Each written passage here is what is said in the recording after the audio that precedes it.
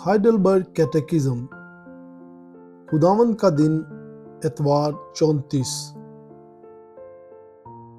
تیسرا حصہ، عنوان 10 احکام۔ سوال نمبر 92، خداوند کی شریعت کیا ہے؟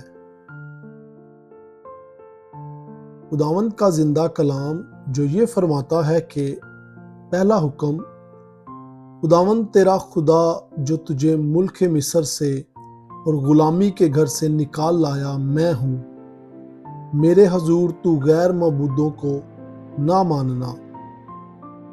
دوسرا حکم، تو اپنے لیے کوئی تراشی ہوئی مورت نہ بنانا، نہ کسی چیز کی صورت بنانا جو اوپر آسمان میں یا نیچے زمین پر یا زمین کے نیچے پانی میں ہے۔ تو ان کے آگے سجدہ نہ کرنا اور نہ ان کی عبادت کرنا، کیونکہ میں خداوند تیرا خدا غیور خدا ہوں، اور جو مجھ سے عداوت رکھتے ہیں ان کی اولاد کو تیسری اور چوتھی پشت تک باپ دادا کی بدکاری کی سزا دیتا ہوں، اور ہزاروں پر جو مجھ سے محبت رکھتے اور میرے حکموں کو مانتے ہیں رحم کرتا ہوں۔ تیسرا حکم، تو خداوند اپنے خدا کا نام بے فائدہ نہ لینا، کیونکہ جو اس کا نام بے فائدہ لیتا ہے خداوند اسے بے گناہ نہ ٹھہرائے گا۔ چوتھا حکم، یاد کر کے تو سبت کا دن پاک ماننا، 6 دن تک تو محنت کر کے اپنا سارا کام کاج کرنا، لیکن 7واں دن خداوند تیرے خدا کا سبت ہے۔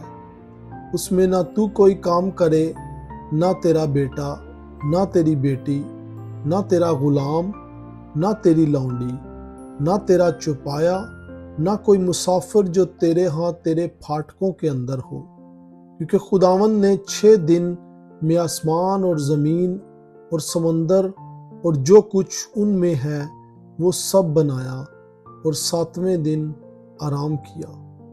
اس لیے خداوند نے سبت کے دن کو برکت دی اور اسے مقدس ٹھہرایا۔ 5واں حکم، تو اپنے باپ اور اپنی ماں کی عزت کرنا، تاکہ تیری عمر اس ملک میں جو خداوند تیرا خدا تجھے دیتا ہے دراز ہو۔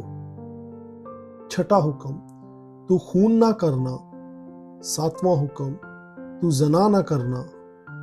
8واں حکم، تو چوری نہ کرنا۔ 9واں حکم، تو اپنے پڑوسی کے خلاف جھوٹی گواہی نہ دینا۔ 10واں حکم، تو اپنے پڑوسی کے گھر کا لالچ نہ کرنا۔ تو اپنے پڑوسی کی بیوی کا لالچ نہ کرنا، اور نہ اس کے غلام اور اس کی لونڈی اور اس کے بیل اور اس کے گدھے کا، اور نہ اپنے پڑوسی کی کسی اور چیز کا لالچ کرنا۔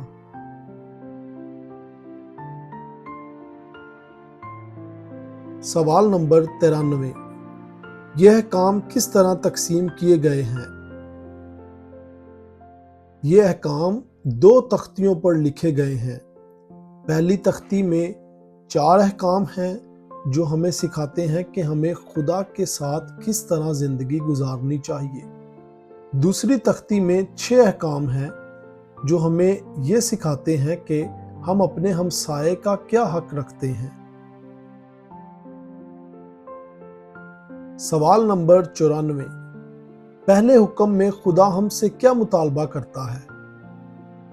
یہ کہ میں اپنی نجات کو خطرے میں ڈالنے سے بچنے کے لیے تمام بت پرستی، جادوگری اور توہماتی رسومات کرنے سے پرہیز کروں، اور مقدسین یا دیگر مخلوقات سے دعا نہ مانگوں، اور یہ بھی کہ میں صرف ایک ہی سچے خدا کو صحیح طور پر جانوں اور صرف اسی پر بھروسہ کروں، اور ہر اچھے کام کے لیے عاجزی اور صبر کے ساتھ خدا کی طرف دیکھوں، اور اپنے پورے دل سے خدا سے محبت کروں، اس سے ڈروں اور اس کی عزت کروں۔ مختصراً یہ کہ میں کچھ بھی قربان کرنے کے لیے ہمیشہ تیار رہوں، تاکہ کسی بھی معاملے میں خدا کی مرضی کے خلاف نہ جاؤں۔ سوال نمبر 95، بت پرستی کیا ہے؟